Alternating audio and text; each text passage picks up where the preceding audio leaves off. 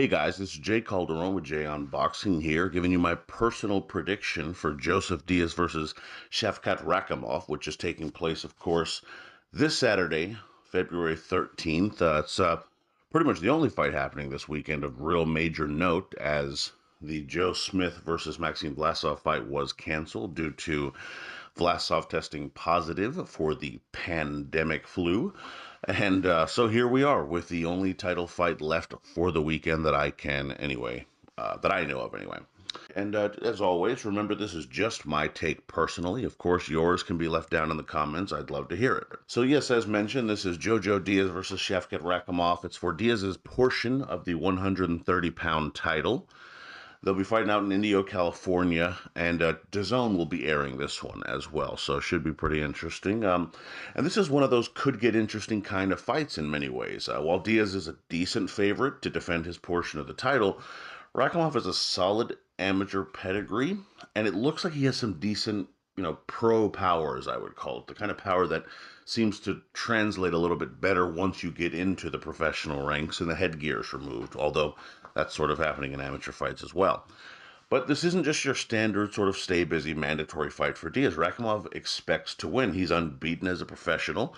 And, the pair of southpaws are really, they both go into this fight expecting to win. So that's kind of all you can ask for. You can't ask them to be more skilled or stronger or hit harder than they do, but you can ask them to go and actually put forth the effort to win, and that's always nice. So with Diaz, you have a 28-year-old Californian, and he's faced some decent opposition on his way up before capturing a title in his last fight. Had a successful amateur run with the United States as well. He compiled a record so far of 31-1 with 15 knockouts, so not a major puncher by any means, but he's done this against some, like I said, some quality opposition, and has Jesus Quadro, Tevin Farmer, and Gary Russell, to whom his only defeat has come. Most recently, as I mentioned, Diaz beat the aforementioned Farmer in his second title bout, which happened back in January of last year, and Rakhimov will be the American's first defense of that newly acquired gold. And for Diaz to win, I think he needs to stay busy, keep Rakhimov's power at bay. One of the easiest ways you can ensure, or at least help ensure, that a power puncher can't land a lot of that power is by keeping his hands at bay. If you keep your hands coming at him, he has to wait to load up on those shots. And if you're pushing him back while you do it, it takes some of the sting out of that power to begin with. He also needs to rely a bit more on skill than will. Don't get too wild. Diaz has a tendency to be willing to slug it out if he needs to, and if he needs to, of course, that's what you do, but he doesn't need to in this fight if he does everything correct. He can use the skill that he has, the speed advantage that he has, to ensure that he gives himself the best chance to stay out of harm's way. And angles are going to be the most important. When you fight a power puncher, they rely on straight lines. That's going to help generate the most amount of power. So when you force them to throw that power at angles they're not accustomed to, you give yourself the best chance of sort of taking some of the sting out of those shots. For Rakhimov, he does have, like I said, some of that amateur experience.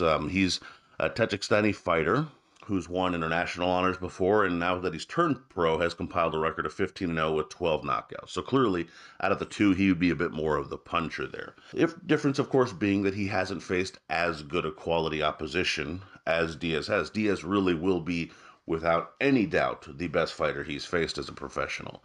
Ranked number 9 by Ring Magazine, Rakhimov has last competed in September, which was, of course, in 2020, and the 26-year-old stopped Azinga Fuzail, I believe, inside of 8 frames. I think this happened in South Africa. And for Rakhimov to win, it's pretty simple. He needs to make Diaz ask some questions early. I think if he can force Diaz to keep his hands at bay a little bit because maybe he walks him into a couple shots or he forces the issue and makes him walk into something, that's going to stop a lot of the forward momentum that Diaz might generate and allow for him to really put forth those straight line shots. He also can't follow him, though. He has to cut off the ring. His best shot of being able to land that shot is going to come with him ensuring that he sets the proper traps as opposed to being walked into a trap himself. And like I said, a fight that's a little more wild probably does favor Rakhimov a little bit more, just because it at the very least gives him opportunities. And that's what a puncher needs. A puncher needs opportunities to land. So while he shouldn't go out there guns a-blazing and just throw skill out the window, if necessary, especially down the stretch and he finds himself perhaps down on the scorecards, doing the sort of things that really press the action a bit more and, forces more exchanges will probably benefit him. My pick here is pretty simple though. While Rakhimov has a solid, pedigree and pop, and like I said, his overall resume isn't completely god awful. This is a fight I do expect Diaz to win.